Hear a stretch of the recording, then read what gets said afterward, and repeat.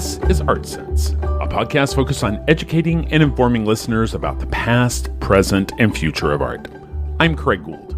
On today's episode, I have a conversation about copyright law's impact on the evolving art world with a legal luminary, Dale Sandali. Dale is a nationally recognized leader in the field of intellectual property litigation, having successfully litigated and tried numerous high-profile cases, as well as having argued before the U.S. Supreme Court.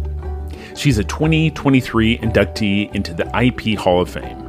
In 2016, Law 360 named Dale one of the 25 icons of IP who have, quote, made an indelible mark in the IP area. Managing Intellectual Property selected Dale as one of the 6, quote, outstanding IP practitioners in the United States, and named her trial victory for J.K. Rowling on the high-profile Lexicon Fair Use case as the Copyright Trial of the Year. Dale has also served as the Vice Chair of the Copyright Division and Chair of the IP Special Issues Division for the IP section of the American Bar Association, and currently serves on counsel for the ABA IP section.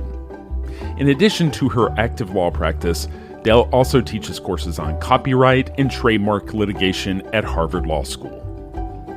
In the conversation, we explore the basic precepts of copyright law, define the key terms, discuss the effects of the Warhol versus Goldsmith case, and look at the legal challenges at play with the emergence of artificial intelligence. And now, a conversation about copyright law in the art world with IP legal expert Dale Sandali.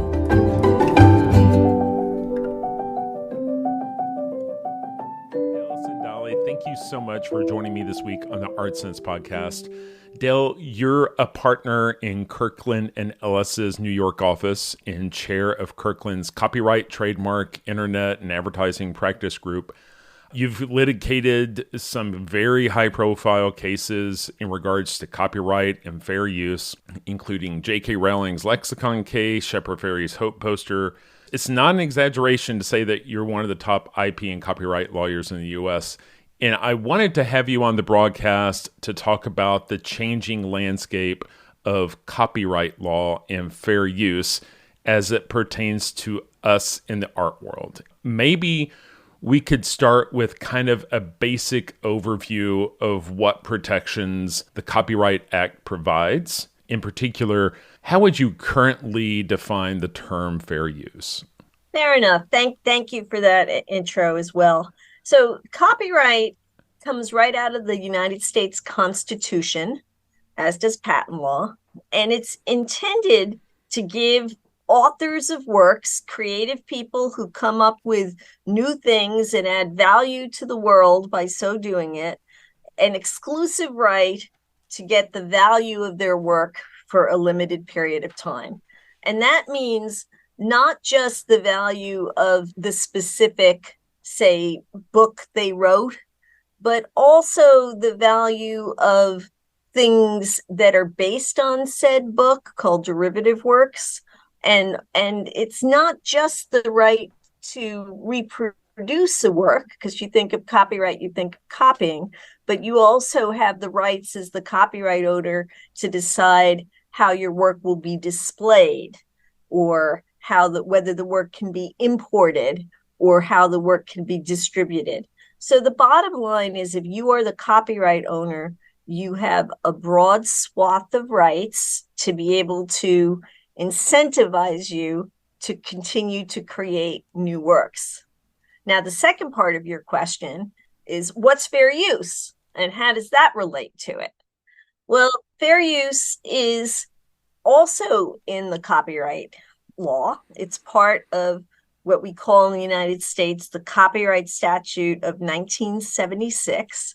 And what this does is it balances out a little bit all those big rights that I told you that the copyright owner has, because it provides a defense to copyright infringement for somebody who wants to make use of a copyright owner's work. And we call that fair use. And the concept is, if it's fair use, then it's not a copyright infringement. And so what happened was, initially over centuries, this had been in what we call the common law, just court cases have talked about this. But then when it came to the time for 1976, Congress, in enacting the new statute, put down a specific provision of the copyright statute that deals with fair use. And what it says is, and we copyright lawyers always talk about it as the 4 fair use factors, is that lays out that there is 4 non-exclusive factors, which means it could be other things too, but at least these 4 that courts have to consider in deciding whether something is fair use. The first factor is the purpose and character of the use. What are you using it for? The second is the nature of the copyrighted work. If it's something like a super creative Harry Potter book, that's going to be entitled under the case law to more protection to maybe a functional work, like certain parts of certain computer programs. The third factor deals with the amount and substantiality of what you took from the copyright owner. And this is looked at from both the quantitative point of view, how many lines, how much code, how much of the photograph, the artwork, but also from a qualitative point of view. Are you taking the most important part? Are you taking what we call the heart of the work? And that's the third factor. And then finally, the fourth factor looks to the effect on the market of the copyrighted work. In other words, if the defendant, who's often not always the defendant, sometimes someone can start a lawsuit even if they and become the plaintiff if they've been accused of copyright infringement. We call that a declaratory judgment action. But in any case, the thought is that the how much has the second user's conduct hurt the market, the value, the for the copyright owner's work.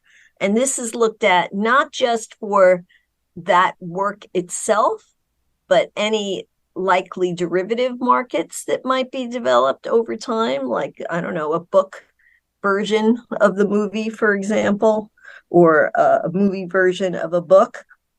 And courts look at this from the perspective of, if the use became widespread and everybody and his brother were doing it, would that harm the copyright owner in some foreseeable way?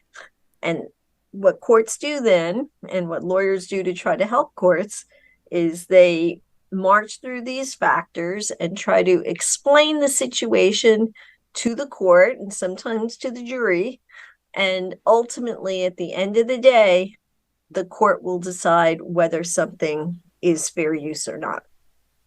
So the wording in the act as handed down by Congress hasn't changed, but it seems that, with, the Andy Warhol Foundation versus Lynn Goldsmith decision from the Supreme Court, maybe I can get your opinion on whether or not it's setting a precedent for a far narrower definition of that fair use.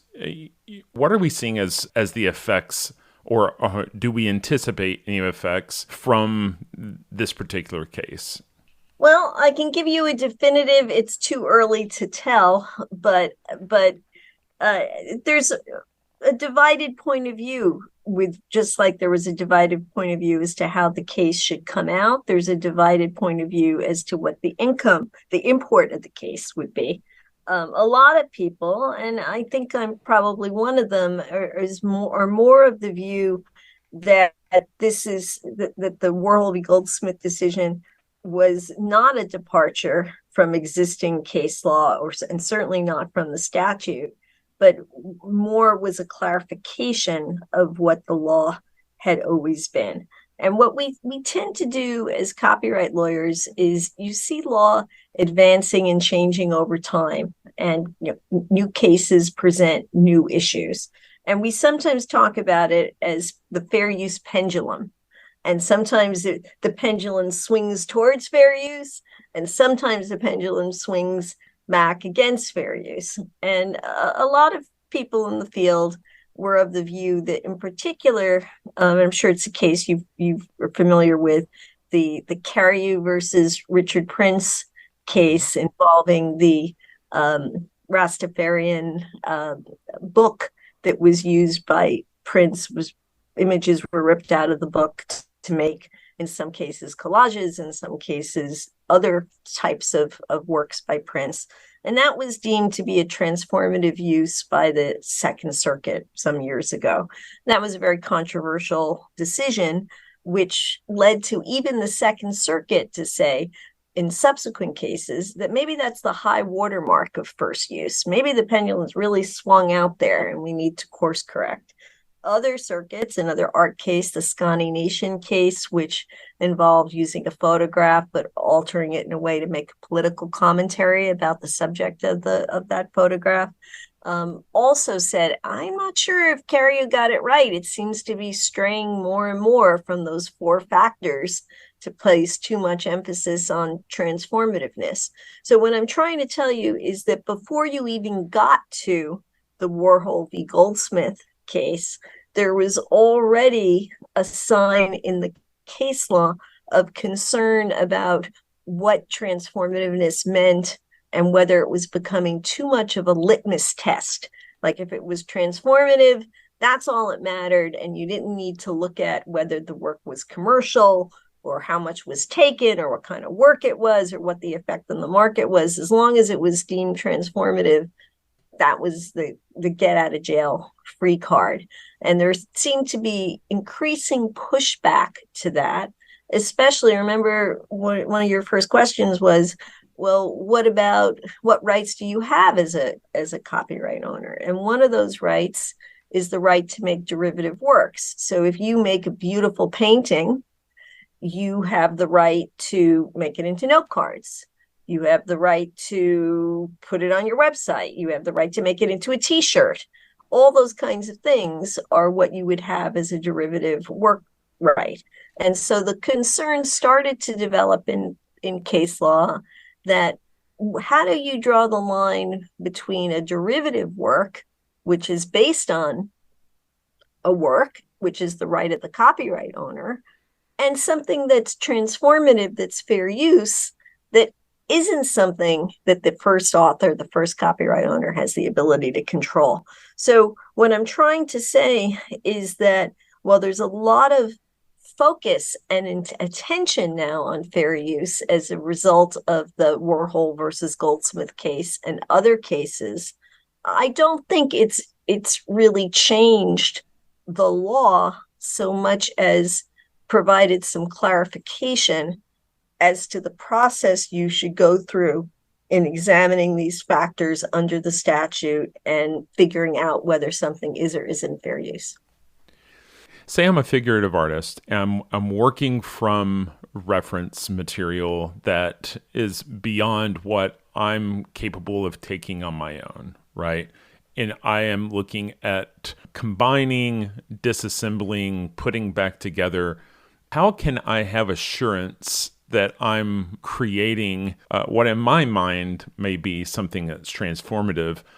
How can I guarantee that I'm working within my rights and I'm working in good faith with where I got these images that I'm transforming? Like, how can I assure that I'm not going to run into a legal problem? Is it a matter of trying to arrange some sort of licensing deal up front? Or is there some sort of quick litmus test that I can use to look at my work and say, that's a problem or that's not? That's a really good question. And one of the reasons that I did this area of law is, my background is in the arts and theater and fine arts. My sister's an artist, and I care a lot about artists and artists not being ripped off, and artists who usually don't go to law school, though some of them do, how they're going to have certainty. And the benefit or the burden, the good and bad thing about fair use law is it's super flexible. I will tell you that there are other countries that either don't have fair use law at all. So if you use somebody else's work, you're just out of luck. or they have a statute that specifically says it's okay to use it for news reporting or something like that. But unless you fit into that specific pigeonhole, you're out of luck.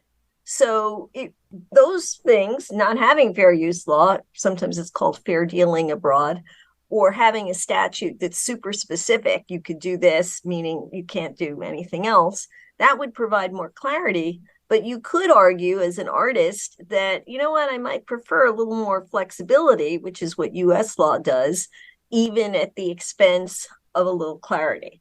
So what does that mean as a practical basis? That's one of the reasons I wanted to try to do this talk with you is obviously the easiest thing is, sure, do everything yourself from scratch to the extent there is a from scratch. That's not always a feasible thing to do. And I'm certainly aware of artists who say, well, how am I going to have access to photos and people and things that I need to get pictures of? All right. Another option, and you alluded to that yourself, and that was a big part of the Warhol v. Goldsmith case, would be, if in doubt, to attempt to get a license. There's plenty of places out there. The AP has a licensing archive. Getty has a licensing archive. There's many, many more places than that are smaller shops that offer licenses. And one of the things, because I know that, some people said, oh, that, that's scary and that's expensive. And, we all know that any kind of cost can be hard for some folks to pay. And I'm not minimizing that. But if you read the Supreme Court's decision itself in the Warhol v. Goldsmith, the original license fee that Goldsmith charged and received for use of the photograph of Prince as an artist reference for that initial Vanity Fair cover was $400. Now, again, that could be a lot of money for somebody, and I'm not downplaying that, but that was $400 for a pretty prominent use on a cover, right? And so that could be a way of buying certainty. What else can you do? Well, one of the other things, again, assuming most artists are on both sides, right? Most artists want to protect their own work, but they also want some flexibility as to how they create their work. So you have to think about it. I often say to people, how would you feel if the situation was reversed? Would you feel that your ox was being gored, that you were being taken advantage of? That might give you a sense of how likely you might be to get a claim about something.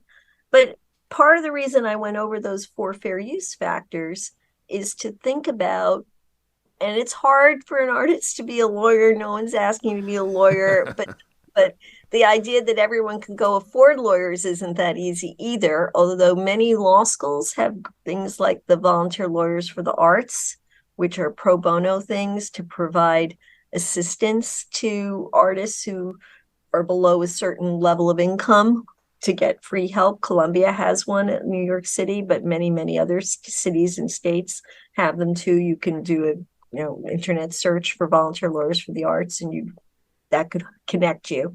But think about what you're doing. Under the Supreme Court's decision in Warhol v. Goldsmith, you need to, as the second artist, justify why you should be able to use the first artist's work without compensation. Now, there may be stronger things to justify that use than others. If you are doing something that's a parody of the first work, if you are doing something that's a political statement that is using the first work as part of that political statement, in other words, not just using it as I would argue Shepard Fairey did. He wasn't commenting on that photograph. He was using it for a different, for the poster that he did. He wasn't, saying that there was anything wrong with the photo or critiquing the photo. But if you're using something and critiquing something for a political purpose, like the Scotty Nation case, that could be more helpful. But if what you're really doing at its heart is using something for an artist reference, that's a very recognizable artist reference, which is what the Supreme Court said happened in Warhol v. Goldsmith, that might be something that courts would say there's a traditional market for artist references. There's a benefit to people from encouraging photographers or others to come up with these references to begin with. And we want to encourage that so that those first works are created in the first place, so those second creators can make use of them. So my answer to your question is yes, try to do it yourself, hard. Get a license, not as hard as you think, or as costly. Or third, either with the assistance of a lawyer or on your own, be thinking about what your justification is. And if it's more of a literal artist reference, that's higher risk than if you were using something to report on the news or comment on some important thing about society. I've traded some emails with an artist named Ryan Montgomery, and he was the subject of an ArtNet News article about a confrontation that he had with Lynn Goldsmith in the aftermath of these proceedings, because he had made a work referencing that Prince image as part of a political statement about the findings of kind of a commentary on the trial. And Lynn Goldsmith asked him to take the image down off of social media. His larger practice is around political statements regarding, like, for example, the Supreme Court, and using images of the justices and commenting on them. He can't take images of Supreme Court justices, especially in the court. Is he working within a realm where he can lean on the political statement side of it? Or is he, again, someone that should be thinking about licensing up front? Well, the first answer to that question comes right from the majority opinion that Justice Sotomayor wrote for the Supreme Court, and that is context is everything, and the specific facts are everything. And I know that's not that helpful necessarily. I am going to try to generalize, but this is where I would say, I'm an IP lawyer, so part of what I also do is trademark law. Is disclaimer, I'm not giving legal advice, and I don't know enough about facts. It's garbage in, garbage out exactly about Mr. Montgomery or his art.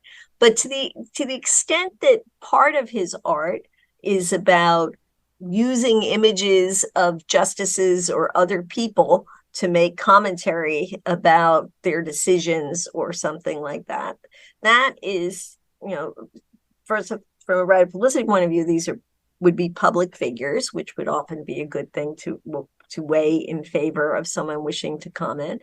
And there's the part of the, remember I went over those 4 factors in the copyright statute? Well, part of those 4 factors come right after what we call is the preamble, the beginning part of those 4 factors.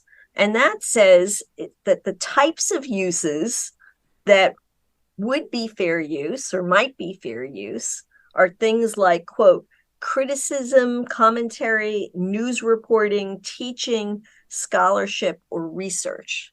Now, that's not an exclusive list. It could be some other things, but it helps to let people, the Supreme Court said, think about that, because that's what Congress had in mind. So therefore, if Mr. Montgomery or somebody else was doing things in the nature of criticism or commentary, that's more likely to be fair use and is more likely to protect that type of use.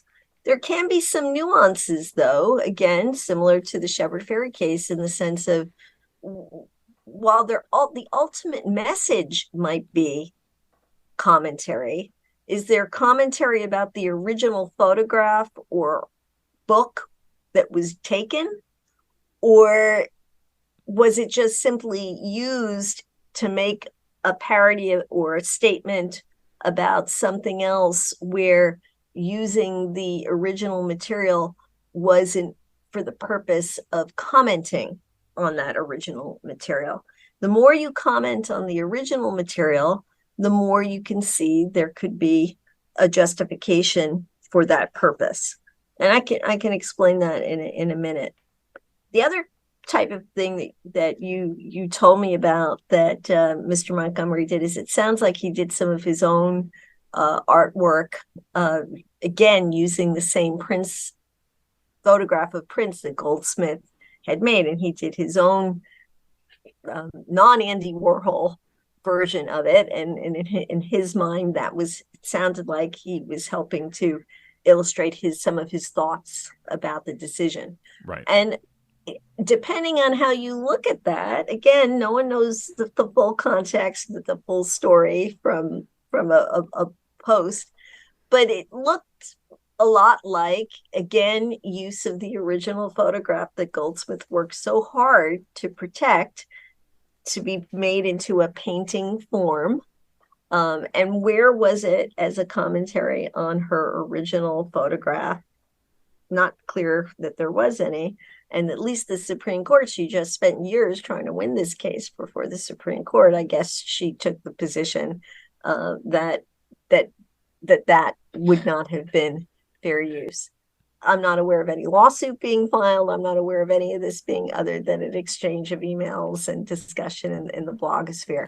But to the extent that things are done for commentary, then you're in a better place than if they aren't.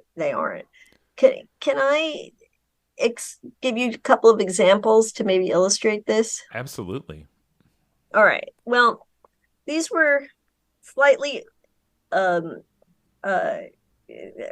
talking about a slightly older case, but one that I think helps illustrate this point, because you may remember back in the day, there was a pretty funny advertisement for a movie. I think it was Naked Gun 2.5, something like that, but it starred Leslie Nielsen. Right. And it showed a picture of him basically naked in the same pose, looking like he was pregnant, as the famous Demi Moore, Annie Leibovitz photograph. And the court found that was fair use. Now, this was an ad for a movie, right? So that was very commercial, right? But just because it was commercial didn't mean that it wasn't fair use. And it was fair use because it wasn't that they just took some random picture of Leslie Nielsen and put it on the movie poster. If that were done, maybe that would just be an artist reference, or maybe just a direct use of some nice, attractive photograph of Leslie Nielsen. And maybe that wouldn't be fair use. That would just be taking a photograph of an attractive Leslie Nielsen and using it for a movie poster. Hey, you should pay for that use, a lot of law would say. But because this use was instead deemed a send up, a critique, a making fun of the Annie Leibovitz photograph, because it was saying, hey, that photograph's a little precious, a little special, a little perfect. And now I'm going to make fun of that precious moment by having Leslie Nielsen in this comedy movie kind of doing it. And so that's why the court said, this is a parody. You can do this. You're commenting on the Leibovitz photograph, and that's therefore a type of fair use. And I'm trying to say that's a different kind of thing than if it were a different kind of picture of Leslie Nielsen and it was just used. And I think that was the distinction in Warhol versus Goldsmith that the Supreme Court was getting at. The Supreme Court didn't, at least in the majority opinion, so however attractive Warhol painting was, it used that photograph as its base, as its reference, and it wasn't doing anything to critique or comment on or make fun of or anything like that. It was just used as an artist reference, similar to the $400 version that had been or the one that had been licensed back in the day. So that's what I'm trying to do. So with the hope of maybe being helpful to artists in letting them think about, are you using something more as an artist reference, kind of a literal thing that people often would license for, or are you taking that original thing, commenting on it, and using it for a different purpose than the original. A lot of what the Supreme Court's opinion talks about is, does the second use substitute for the first use? And if it substitutes for the first use, then that's not likely to be fair use. So is there any consideration to an artist using it for a one-of-one original artwork that's only going to be displayed in one space on one wall versus a piece of artwork that's intended to be reproduced, made in editions, or sold as an illustration for mass media? Is the story any different if it's just one painting that's going to be on one person's wall? Is there any sort of claim of, like, it's my First Amendment right of free self-expression to make this one thing versus it becoming something that seems more published? Is there any delineation there? Yes, I think there is, and it comes up in a couple of ways. The way that the law works, the Supreme Court could only make a binding decision about the specific Warhol use of the specific Goldsmith photograph and issue. But in talking about that and what we call dicta, in other words, non-binding reasoning of the court said you have to look at each specific use. And the court said, well, if something was in they said a not-for-profit museum, or if something was an individual type of a one-off work as opposed to something that would be more likely to be mass produced. And there's other cases that have talked about that kind of thing too. You can see how the court might feel that the purpose and character is different and less likely to substitute for the original work with regard to factor one, and two, that there may be less harm under factor four, right? If something is only a one-off thing that's for a artistic purpose. And the court also said that if someone were doing a book about Warhol and wanted to show this photograph to illustrate and talk about Warhol's, life and work, the court didn't say it was fair use. The court flagged that might be different too. So in general, the Supreme Court said you do look at the justification, what the purpose was of the second artist, and you look at also whether how commercial was it. The court recognized that all of this is a question of degree, that nowadays virtually everything can be commercial, often to some degree, but you look at how commercial the use is, how important the purpose is, how distinct the purpose is from the original, such that it might be more or less substitutive under factor one. And then you look at factor four and you think about, is this really going to hurt someone or not in their business and make it hard for them to make a living selling their photographs or whatever it is? So the bottom line is, yes, an artist who is just doing a one-off work for a book or for a museum would likely to have a better argument than one who is not. But let's also remember, let's say that museum paid $100 million, I'm making it up, for that painting. Right.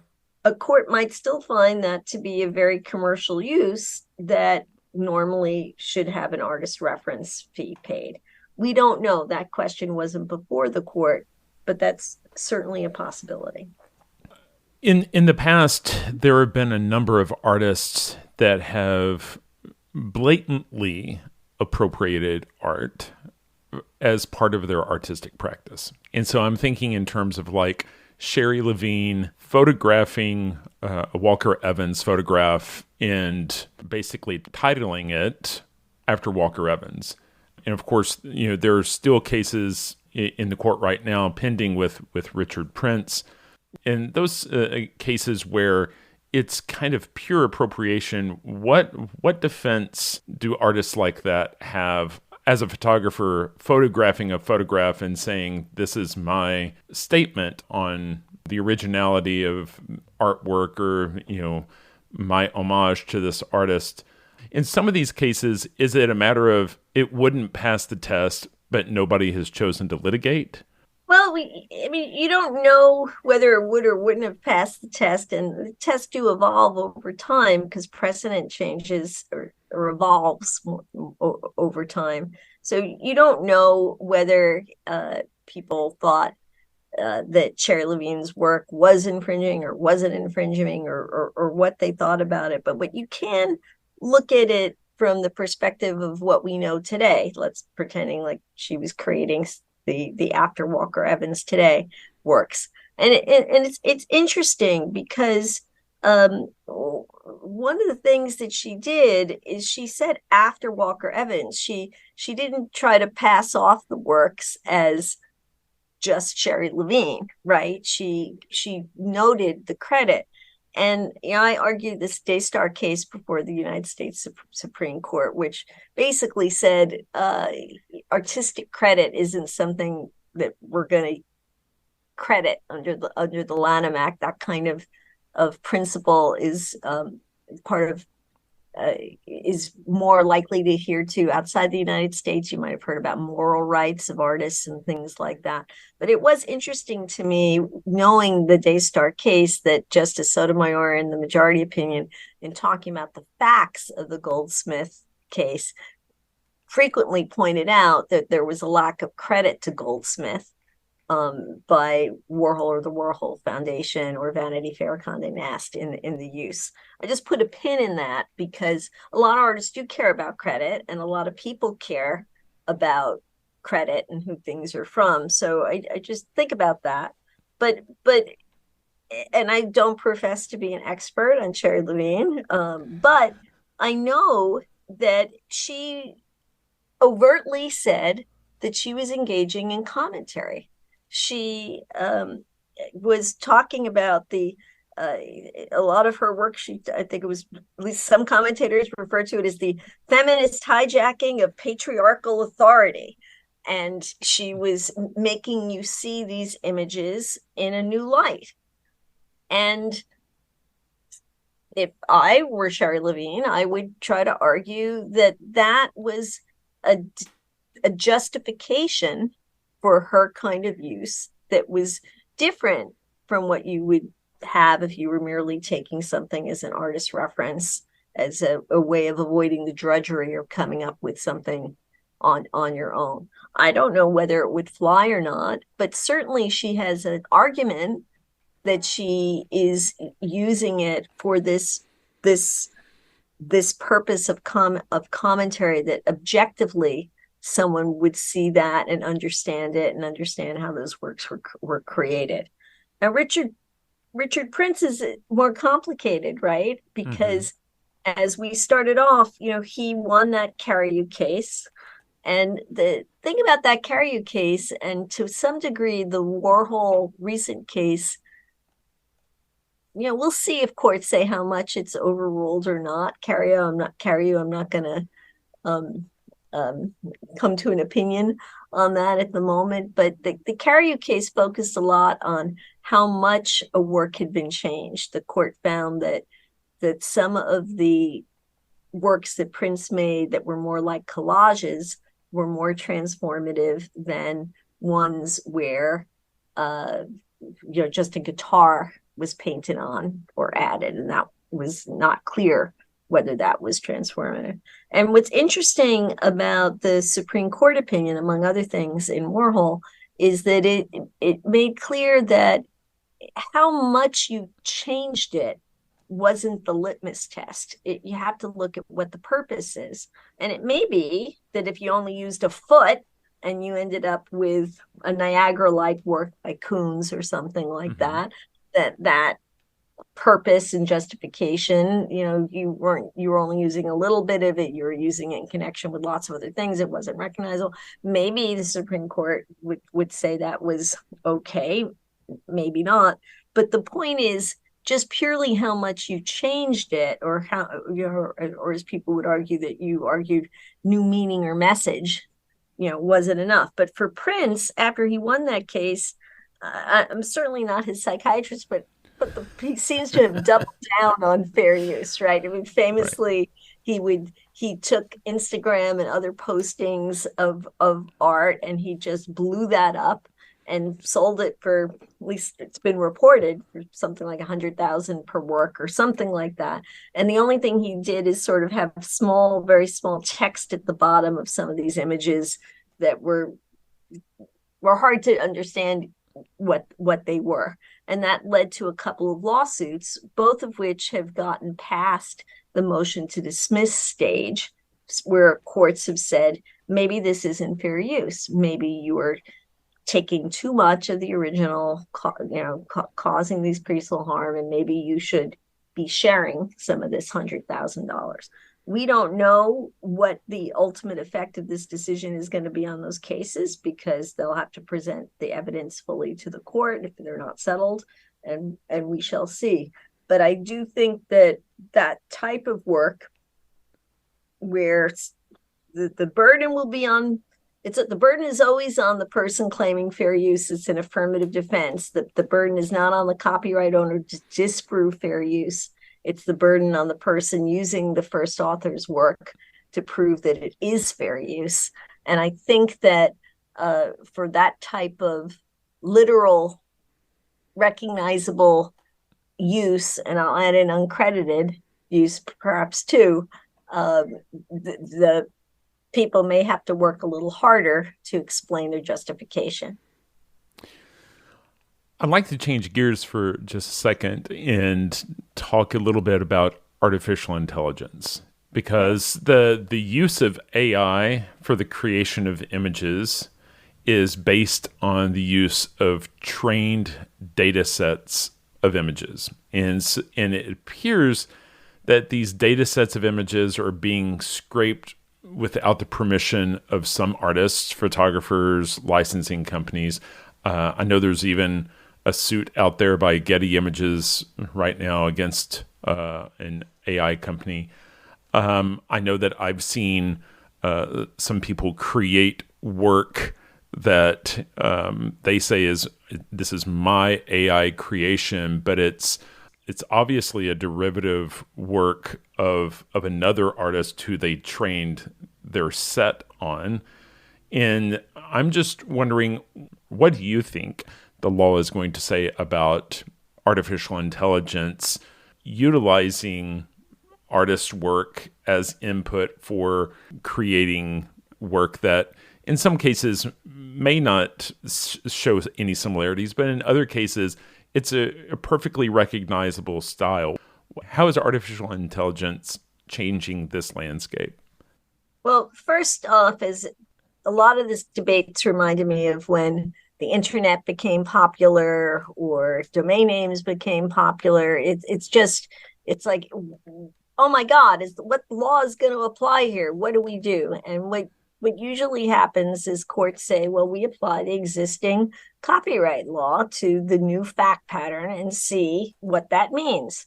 And there have been some cases filed. I'm litigating some cases, though not in the art space on it, as others are too.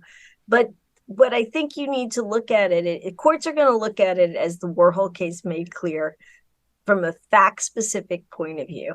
And one thing will be looking at the ingestion, the use of, we're talking about visual art now, visual art as training data.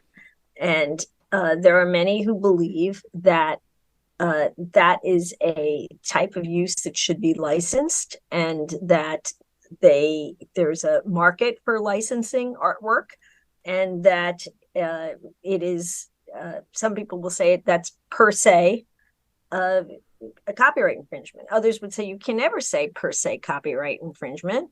You need to look at the specific uses and decide whether that's infringement. So what I'm trying to say is that on the ingestion side, the argument would be that copying the works to begin with, scraping it, would be infringement, is what some would be arguing. The second stage of it, though, is, well, what about the output? As you were saying, we call it substantially similar. If at the end of the day, you can still make out who that superhero is, or what that painting is that's not in the public domain, or something like that, is that an infringement? Well, the first step is a court would first look to see if it is substantially similar, right? Just because something may have a similar style doesn't mean that it's substantially similar under copyright law, because you're not supposed to own a style. It's like you're not supposed to own an idea. But let's just say that anyone and his brother would say this looks like the same thing from an objective type of test. Then there could be a claim for copyright infringement.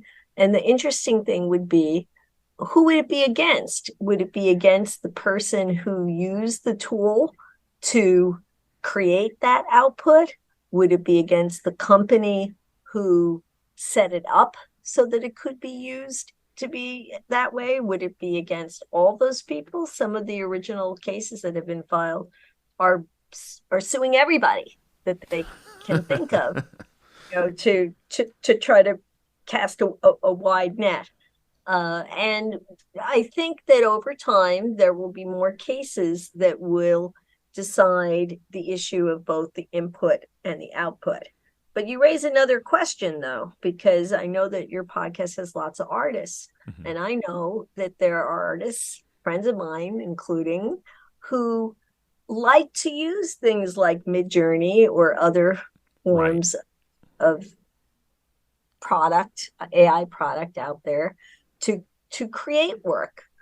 And the law is trying to figure out what to do about that, because the Copyright Office has decided, and it started originally, or was recognized a few years ago, what we call the monkey selfie case, that a monkey couldn't own, or a gorilla couldn't own a copyright. Only humans can own copyrights. And then that kind of thing was applied to AI to say, if ultimately the artist, the creator, is a computer, nobody can own that. That's a computer. What happened was a graphic novel artist got a copyright registration for her graphic novel Zaraya of the Dawn, and then proudly said, and this was all done by Midjourney and was done by AI. And then the Copyright Office initiated a cancellation proceeding to take the copyright away, because it wasn't done by a person, but was done, according to the author herself, by the AI. But the question may be, and I don't know how these cases are going to come out, but you could look at it a lot of different ways, depending on exactly how the work was created, right? Mm-hmm. Like, who did the lion's share of the work? In other words, we all accept, I think, that you could use Photoshop to create artwork, right? And it's not unusual to have technological tools to create art. And will the AI be seen as a tool, like another kind of paintbrush, or will it be seen as more of a photocopier? And is it creative if you just type in a sentence about what you want? Is that enough? But suppose you, as some people have said they've spent 80 hours fine-tuning everything exactly so to do X, Y, or Z. And they've created this image to go with that image and this text so that you have a compilation kind of artwork. There's a lot of debate on that. And there are some pre-existing cases not dealing with AI. The Torosoft case is one, and the Reardon case about software in CGI software movies. But the idea is that copyright law recognizes that someone doing the lion's share of a work could be a creator, and that could mean the person who created the software and not necessarily the software. So what I'm trying to say is that, yes, everyone right now is very much focused on, is training data infringing and is output infringing? And if so, who's liable? Yes. But then there's this separate issue of things are being generated. Can anyone own the copyright to that? If so, who should own the copyright to it? And what standard should be applied to that? And I think that's going to be interesting to see how it plays out. Well, what are our key takeaways for artists? If they were the top 2 or 3 things to keep in mind as takeaways, what should they be, Dale? Well, one thing is that they're concerned about protecting their own work. There's just basic things that they can do for free that they should think about, which is, you don't need to file a copyright registration in the United States to have a copyright. You need to have one before you file a lawsuit. But you could just put, like, I could, write a book or a fan fiction or whatever and put, or what, maybe not a fan fiction, that would be probably an improper derivative work, but I can create a bad drawing and put on it copyright 2023 Dale Sandali. And you absolutely have the right to do that. And that's free. And by doing that, you are telling the world, I'm claiming this. It's like a beware of dog sign. Don't copy this. I'm trying to protect it. It'll also help people know it's by you because you put your name on it. And if ever that's taken away by somebody, there's something in the Digital Millennium Copyright and Computer Fraud Abuse Act that say that taking away copyright management information can subject someone to liability, because we want to be able to find authors. So one thing someone can do is just for free put a copyright notice on their work, if not the work itself, but on the website, because you may not want to hurt the image, but somewhere to show that you're claiming copyright. Yes, another thing you can do is you could try to register your copyright. You can do that online. You don't need a lawyer. They walk you through it. It's not that expensive. It varies a little bit, but it's like $40 or $50. It's not thousands of bucks. And the benefit of doing that is that it lets you potentially, if someone does infringe your work, have a claim for attorney's fees and a claim for damages. There's also something called the Case Act, where people who don't have a lot of money can bring copyright claims. They're capped at how much money they can recover, but it's designed to be a cheap and inexpensive way where you may not even need a lawyer to prosecute your claims. It's called the Case Act, CASE, and they're doing that out of Washington. It's all on the papers. If you're thinking of the flip side and you want to make use of something, then I think we go back to some of the things that I said earlier. It's not, maybe the golden rule is too simplistic. Would you be upset if somebody were doing it to you? But it's kind of, in the absence of a lawyer, can be helpful. But is this a traditional thing that artists license, like an artist reference? Or is it not? And are you more critical of the thing that you're taking? Are you making a political statement? What is your justification? If a judge ever asks you, why do you deserve to do this without getting the permission of the copyright owner, what would you say? And what would the impact of that be on that person's livelihood? Those are the questions to think about and to answer. Well, Dale, it's not an exaggeration to say that this has been one of the most informative episodes of the podcast. And I really appreciate you taking time to talk to my audience of artists and art world professionals about an area that has always been totally murky in my mind. And hopefully we've provided a little bit more clarity today. I hope so. It's a pleasure. It's a pleasure to talk about these things. And it's also a pleasure to see how much the law actually matters and impacts real people who were trying to do their best to create art. And as a copyright lawyer, that means a lot to me.